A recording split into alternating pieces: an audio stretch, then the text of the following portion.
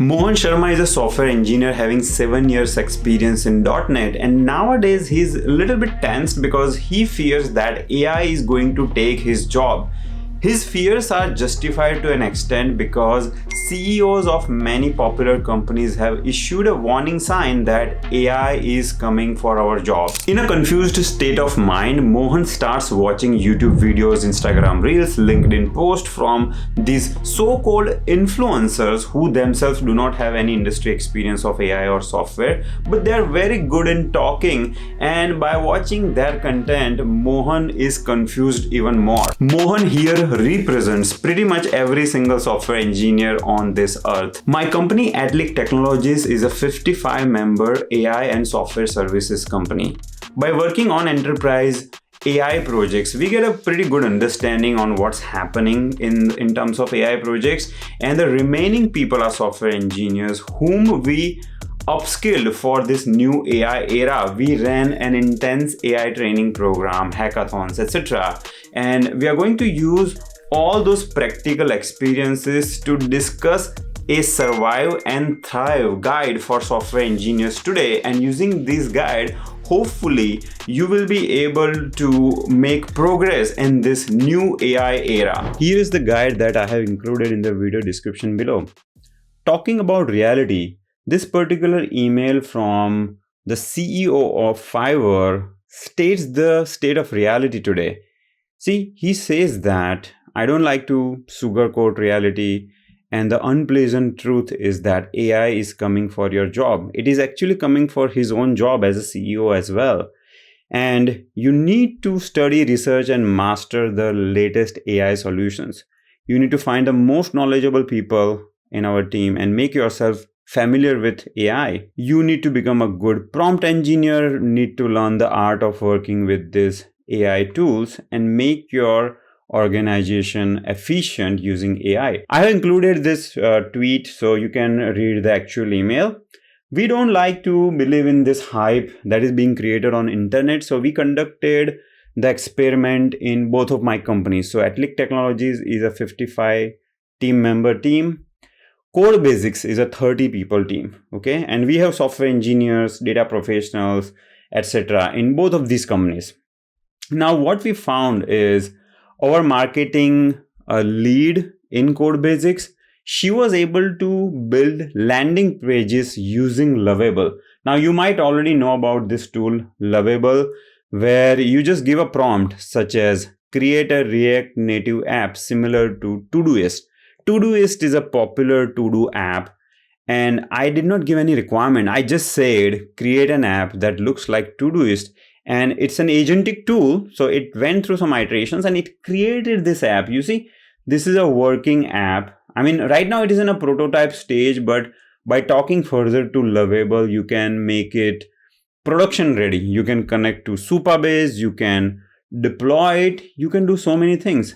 And what this has done to Padmini, who is a marketing head at Codebasics, is that previously she will go to our engineering team asking for 20 different landing pages, but now that dependency is cut short. Now she can create landing pages in Lovable, and all that React JS code that she has generated, she will just give it to our engineering team and they have to just do the wiring, the integration with our main website. This has significantly reduced the dependency on software engineers. Then our finance team automated a 6-step manual invoicing process using tools such as Zapier, N8N, LLMs. Previously, there were many manual steps involved. I was also part of some of those manual steps, and now that process is automated using these AI tools. Then our technical team built an HR policy chatbot using Copilot Studio, and they integrated it with Teams. So in our organization, we use Teams, Outlook, etc. And now that chatbot is integrated. So if any of our team member have any policy questions, etc., they can just talk to that chatbot. We automated several other processes. And the key insights from this exercise is this. The AI shift is real, folks. I'm telling you, it's a real shift. It is overhyped by real influencers, but the impact is quantifiable, okay? And Based on our real experience, these tools have increased our productivity significantly and enabled our people to do more. This is very important. Hear it again. It has enabled our people to do more. So let's say if we have some extra work, we don't need to hire new people. The same number of people can accommodate the new work using these AI tools.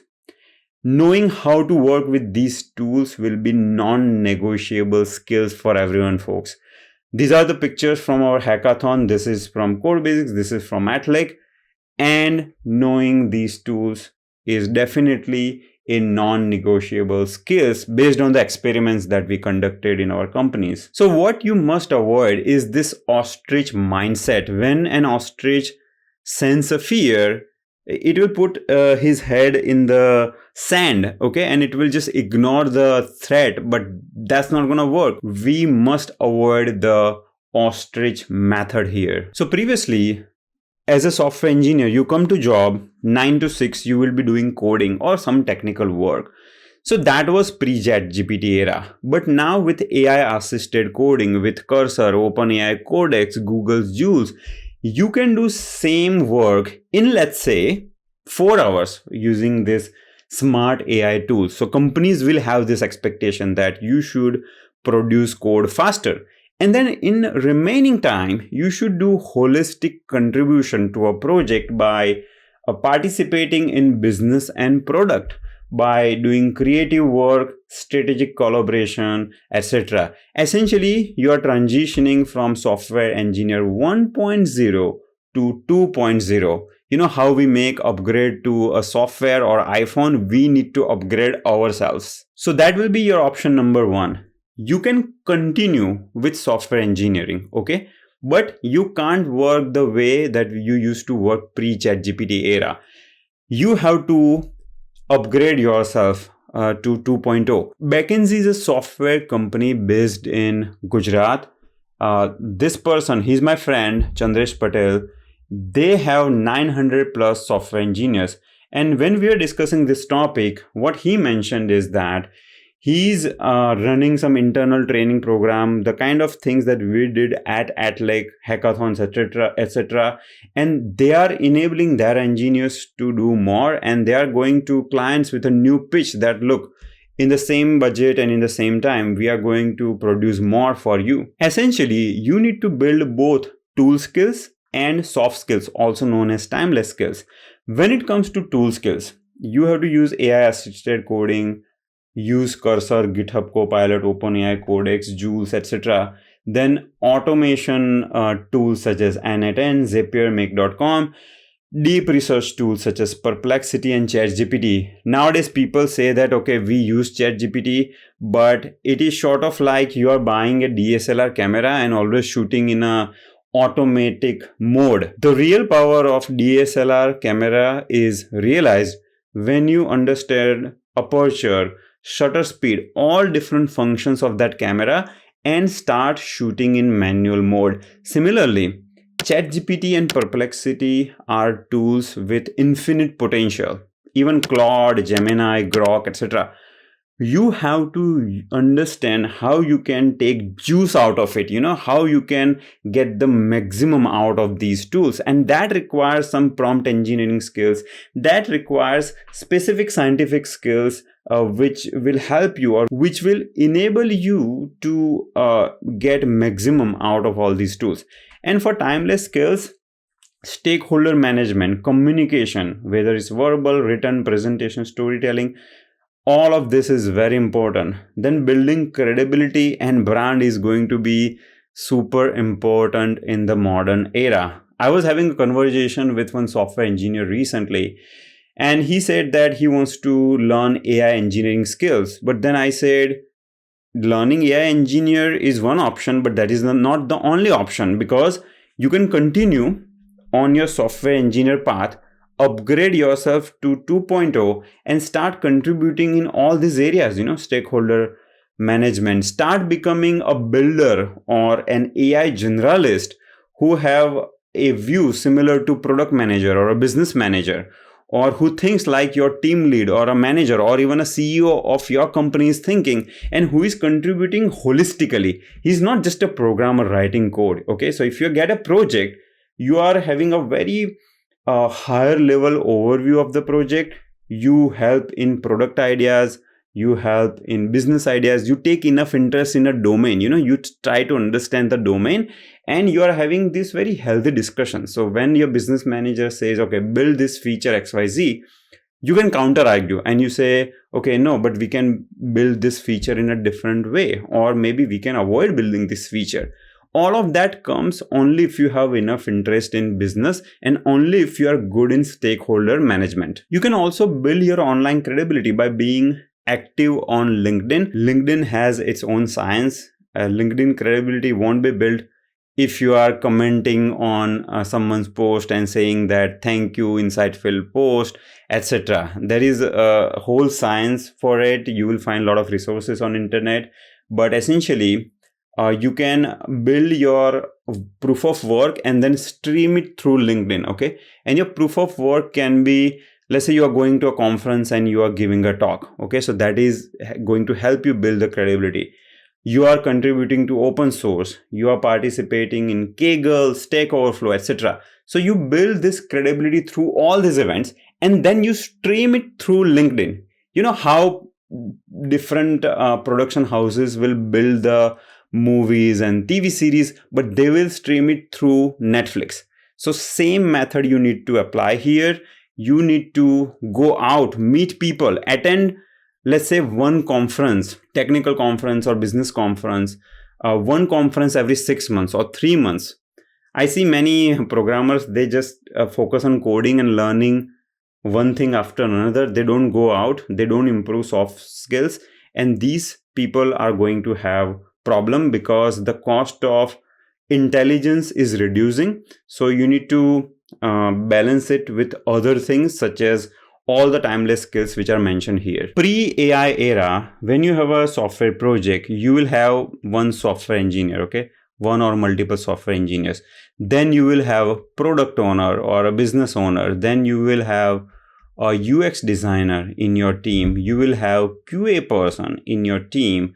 But now with these AI tools, you as a person can do all of this, okay? So if you build this mindset of AI generalist, okay, AI generalist, or let's say SDE 2.0, then what's going to happen is you will be able to deliver more. So you are able to do the work of SD, you are able to do the work of PO, okay, UX. You can ask some AI tool for building a nice UX design in Figma and it will do it.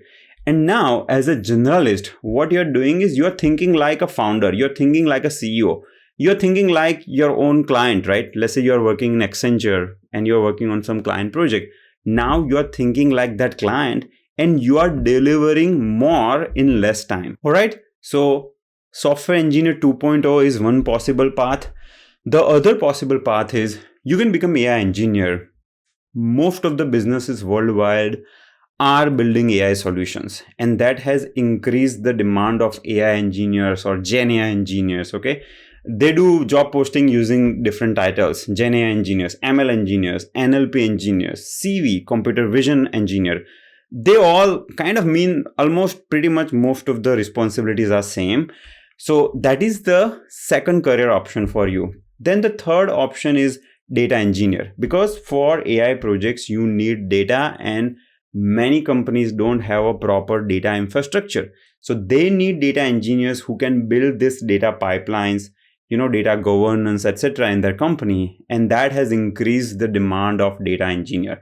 Now, if you are a software engineer with good backend engineering skills and keen interest on data, then data engineer can be a perfect career option for you. You can also become a founder or product manager because the entry barrier for becoming founder has reduced. So now everybody can become a business owner because using these AI tools, you can automate so many things and build business faster at lower cost. Here, I would like to show you some pictures of the AtliQ hackathon. So all the people who are sitting in this room, they're software engineers and we enable them to do more through the upskilling program that we have. So we have two separate tracks, one for AI engineers, one more track for data engineer. And some of these people are enrolled in both of these tracks, right? So this has enabled them to become ready for the future. And this is the slide I'm having for action items for everybody. Doesn't matter which path you're taking. You need to learn AI tools as well as the mindset. And by tools, I mean all of this, right? Workflow automation is Annette and Zapier, etc. Deep research, all these tools, app builders, Lovable, Rapidly, nowadays OpenAI Codex. OpenAI Codex is more like a code assistant. So other ones are Cursor, GitHub Copilot. In Microsoft event, they have made the Copilot integration in VS Code free. So it is open source. So now you don't have the argument that, okay, I don't have money to pay. You can obviously use it for free. Then mastering timeless skills and building your brand is something we have already discussed. Now, if you decide to go for option number 2, which is becoming Gen AI engineer or AI engineer, then remember one thing. Gen AI engineer is equal to strong backend engineering skills and AI fundamentals. As a software engineer, it is very likely you will have strong backend engineering skills. And by that, I mean API development, version control, DevOps, some programming language. So if you know Java, learning Python is pretty easy, right? Now you need to build some new skills such as math fundamentals for AI, deep learning, possibly using PyTorch, Gen AI fundamentals, okay, LLM, RAG, chunking, context window, etc. Vector database, at least one vector database, then learning other vector database becomes very easy.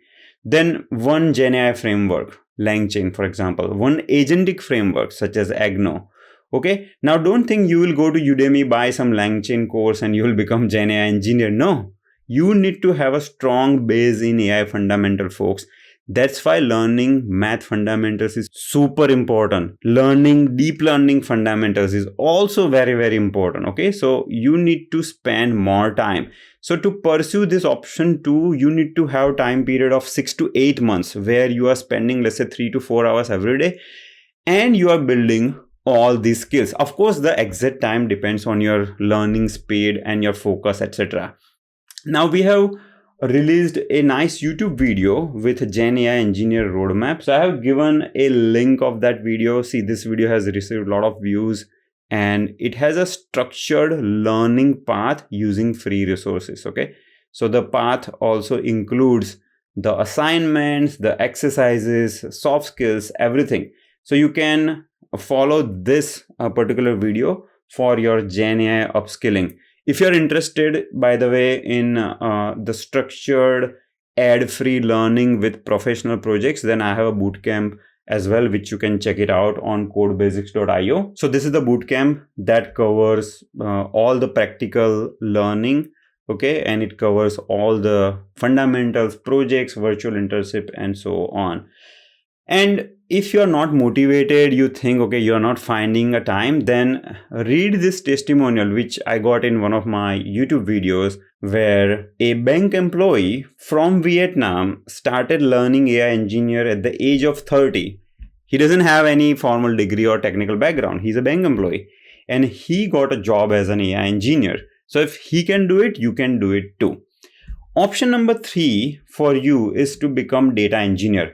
And here I have written data analyst plus data engineer because we are seeing a clear trend of the roles of data analyst and data engineer merging. You are seeing the emergence of tools such as Microsoft Fabric, where you can do your data engineering, data analysis, and data science all in one platform, making it a unified analytics tool.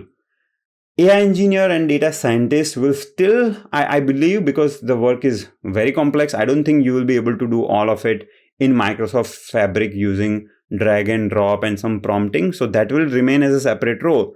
But data analyst and data engineer is something which will kind of merge. So you need to build both the skills.